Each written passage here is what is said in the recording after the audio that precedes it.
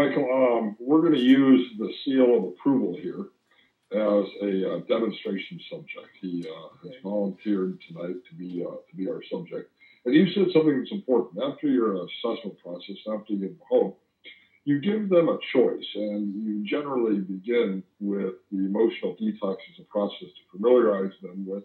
And I want to stress to those of you who are watching this webinar, not only does Michael go through the emotional detox process, but more importantly, he teaches them how to do the emotional detox process themselves as a tool in self-hypnosis, which is a great homework assignment for our clients during the first session. In fact, that's actually going to be our homework assignment for tonight's group, to take time this week, even though it's Christmas, to at least 3 times between now and next Tuesday to guide your self through that emotional detox process.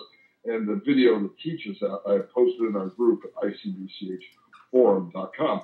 But let's go back to the seal, because you said you give them choices. You offer them a variety of techniques and let them select. So let's just suppose that my seal has flipper pain, and my seal has been to the seal doctor and said, "Wow, I have, it's right here in the flipper joint, and they've done X-rays, and there was no breakage, and so they did a CAT scan, and there was nothing they were able to identify, but that flipper is just really difficult, especially when it's got a big fish in its hand."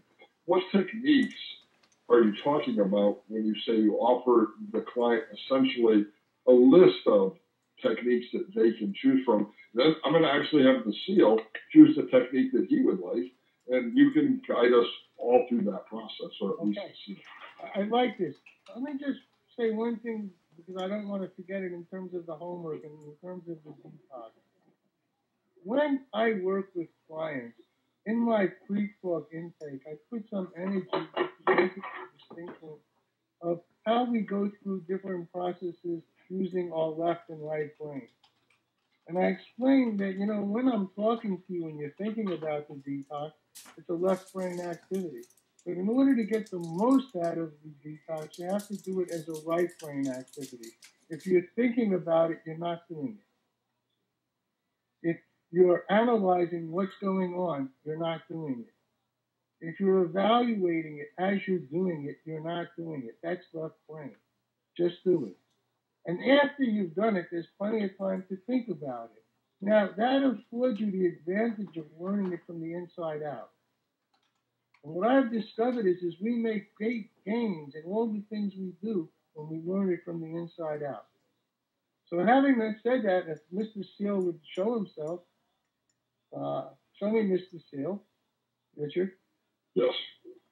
Bring him back, all right. So I would maintain eye contact without steering. I'd smile. And then I would talk to him about different ways that people do it. So I would say, some people like to imagine a control room. And it's an amazing thing because their mind and brain are able to symbolically understand what's being communicated, and that does all the work unconsciously. So what we do is we have people imagine a doll. Some people imagine a doll like a thermostat. And what they discover is it's easier to turn the pain up than it is to turn it down. But once they're able to turn it up, which is rather easy, they discover that they can turn it down. Another thing is, and I'm sure you've seen movies and television programs where people have out-of-body experiences.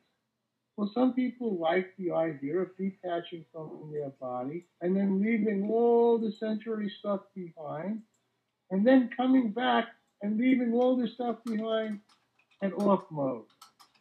And what they discover is that provides several hours to several days of relief, depending on what's going on. So that's another thing. They imagine an out-of-body experience. Everything is disconnected centrally, and then they come back, leaving that disconnection in place. Now, it might turn on by itself over a period of time, or it might not. But many people find this type of approach very, very helpful. Another way people really find that they can tune out internal pain is they begin practicing getting in touch with their favorite memories or fantasies. And they experience these fantasies in a way that just really floods them with feel-good chemicals. And they start anchoring that state. And what they start doing is they practice this state on a daily basis, 7, 8 times a day, whether they need it or not. And they become black belts at giving themselves a signal that just provides instant and automatic relief if and when necessary. Now, I've given 3 options. Now, if somebody said something and I thought a parts therapy-like approach would be, I would talk about a parts therapy approach. If someone gave me a suggestion that suggested maybe a regressive therapy might be, it's in my toolbox. Many people think that because I criticize something in one place, I wouldn't use it in another. I'm responsive to clients. But what I found is most of my functional training clients don't pick regressive approaches. It's there in case it's needed, but I allow them to get in touch with what's going on and make a choice. Mr. Seal has made a choice. He just whispered in my ear, and he said, Michael, the whole out-of-body thing sounds really sort of weird and very Oprah-like and almost mystical, but at the same time, he's not a believer in those mystical experiences. But he said to me that his flipper pain is so intense that if he could somehow create that sense of attachment, he thought it would be really powerful. So could you guide us through that process? In fact, we could all be Mr. Seal. You can guide us all through the process. And I think that would probably be beneficial because I think it's really an excellent technique that is underutilized, perhaps because of some perceived fears about sort of the Oprahfication of out-of-body experiences. So if everybody would be kind enough to gently close their eyes. And as you close your eyes, take a deep, calming, relaxing breath. That's right. And get a sense of yourself from the top of your scalp to the bottom of your feet. And remind yourself that you occupy all the space in your body.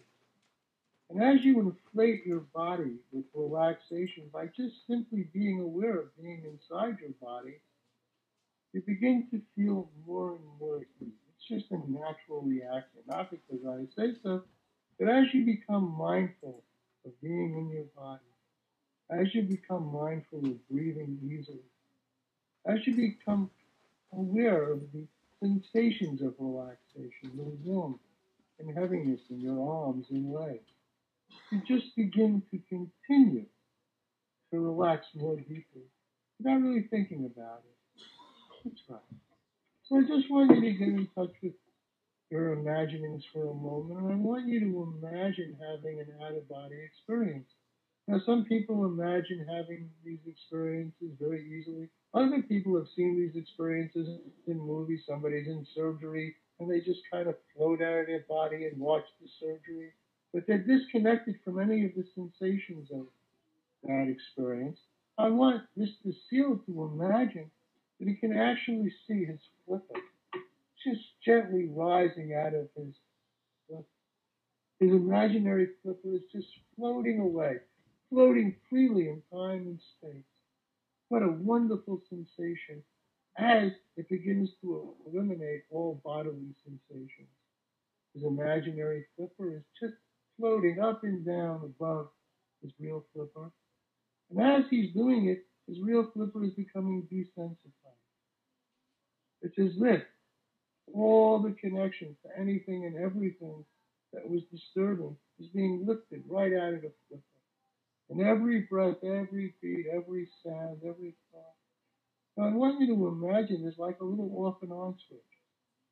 And as all the sensations lift out of the flipper, or your arm or leg or wherever there might be any discomfort if you're following along, I want you to imagine you can just flip the switch off. It just keeps it there. I don't know if it'll stay off indefinitely or if it'll flip back on in some length of time. But I want you to get back in touch with it. Anytime you want to do this exercise, you're able to do this exercise in a way that allows you to turn off all the unwanted sensations. Inhale deeply, exhale deeply. That's right. So just let's rehearse this one more time. You're deeply relaxed. And then you imagine either floating out of your body entirely or just a part of you floating out. In this case, Just your imaginary flipper floating up into time and space. That's right. And as it does, it takes all sense of sensory experience with it, at which time you're able to just switch off and keep it at that level. And now imagine your imaginary arm is coming back into your arm, but there's still no disturbing sensations, and prepare to bring yourself back to everyday time and space. Inhale deeply, exhale deeply, and take a moment to digest this experience, actualize and personalize this experience, make this experience yours. Returning to everyday time and space, 5, 4, bringing back a deep felt sense of relief, as well as a sense of ease. 2, at the count to 1, you can open your eyes, feeling so much better and lighter and brighter. 1. We put a smile on Mr. Seal. All right.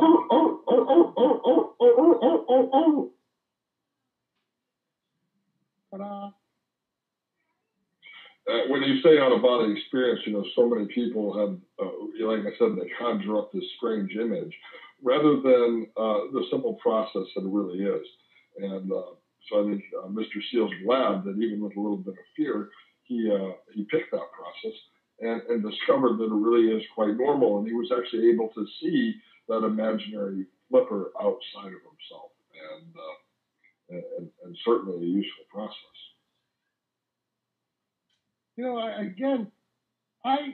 I put more energy into my pre-talks than I do into the techniques that I use. What I have found over the years is that if they're really excited and motivated going in, just about anything works. Now, what's more effective is when something works that meets them in terms of worldview and what they say will work best. So there are ways to enhance what we do. I believe there is a craft. It does involve mastery. But I believe that once a person's excited and has a can-do attitude and is approaching the hypnotic ritual and they're planning on it working, it works. That's been my experience. I think that's one of the crucial elements. Now, Mr. Seal just told me, he said, that was great, but I'm not sure if maybe I should have picked the process you talked about with the dials. So, Michael, could you demonstrate that process? And when you're done demonstrating that process, I'm going to share my process for doing the exact same thing. It's a little bit different. So here I might use a movie house induction. Old induction. I learned this induction 30 years ago. It's just, again, getting the person in the mood to be hypnotized. I want you to imagine you're walking into a movie house. It's your favorite movie house, neighborhood movie house. It's empty. You go in, you take your favorite seat because it's empty, the curtain is drawn, and you're just there, you and the curtain opens up, little lights on the floor light up, the house lights dim, the projection light comes on. There's a little word in the center of the screen, but you really can't read it, but somehow you know it's a word. And as you begin to relax, it becomes larger and larger. Now it's clear it's a word. You still can't read it, but it has your undivided attention. And the most amazing thing is you're watching yourself watch the screen, as if you were in a projection booth watching yourself watch the screen. It's a very interesting experience. And now you can see the word. It's actually 2 words. It says sleep now. So you do, and you watch yourself fall asleep. And the rest of this experience is happening on the screen as if you were watching yourself have a dream. It's a very interesting dream. You're in a control center. And in front of you are a bunch of different controls, levers, dials, this, that.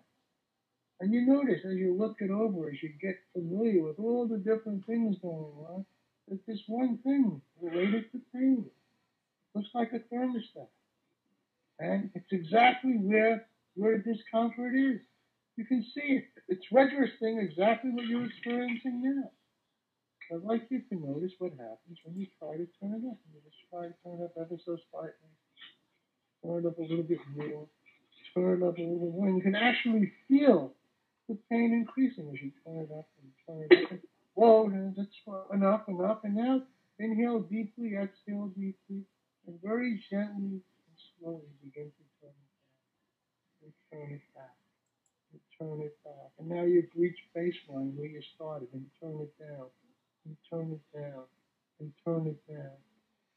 And turn it down. And just notice and appreciate a sense of relief. And know the more you practice this, the more you can turn it down. The more you can turn it down. So you may be able to turn it off. But you'll be able to create meaningful benefits by turning it down. And the more you practice it, the better you get it using your dial. Inhale deeply, exhale deeply. I'm going to recommend it. You practice intentional relaxation 4 or 5 times a day for 2 or 3 minutes at a time. I'm going to recommend you use your dial, practicing it whether you need it or not, so you develop this skill. You may never need it, but if it's there, you have the skill. So it's a preventative. Inhale deeply, exhale deeply. Take a few moments to process this experience, and now you're back in the movie house. You see yourself wake up. You're refreshed. You stand up. You leave the movie house, and you're feeling so much better. Back in everyday time, fully alert. 3, 2, 1, completely awake. Blah blah blah blah. Take it away, Richard. I'm wide awake, and I'm trying to act on the post-hypnotic suggestion of blah blah blah blah.